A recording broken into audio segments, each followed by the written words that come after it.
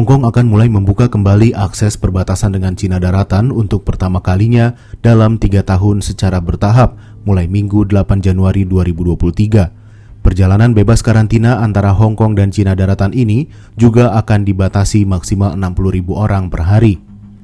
50.000 warga Hong Kong harus mendaftarkan diri secara daring untuk bisa melintasi perbatasan setiap hari di 3 pos pemeriksaan darat. Sementara 10.000 lainnya bisa masuk ke Cina daratan melalui laut, udara, atau jembatan tanpa perlu mendaftarkan diri terlebih dahulu. Pelancong juga harus mendapatkan hasil tes COVID-19 negatif dalam waktu 48 jam sebelum keberangkatan dan mendaftar secara daring untuk mengamankan kuota. Pos pemeriksaan perbatasan darat dan laut antara Hong Kong dan Cina daratan sudah ditutup sejak 3 tahun lalu karena adanya kebijakan nihil COVID-19 dinamis yang ketat.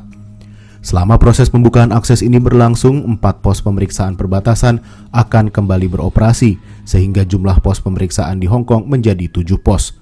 Hong Kong merupakan wilayah Cina semi-otonom yang berbatasan dengan Provinsi Guangdong di Cina Tenggara. Akibat pembatasan selama 3 tahun, perekonomian Hong Kong terpukul, terutama di sektor pariwisata. Untuk membantu Hong Kong, Cina disebutkan akan secara bertahap meningkatkan jumlah penerbangan antara Hong Kong dan Cina daratan, serta menghapus batasan jumlah penumpang untuk penerbangan dari Hong Kong. Cina tidak lagi mewajibkan orang untuk menunjukkan hasil tes COVID-19 setiba di daratan dari Hong Kong.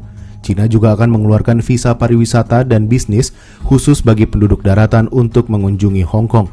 Menjelang pembukaan kembali perbatasan, penduduk Hong Kong dikabarkan berbondong-bondong ke klinik untuk mendapatkan vaksinasi COVID-19 karena khawatir tidak akan mendapatkan vaksin di daratan mengingat situasinya saat ini sedang kritis.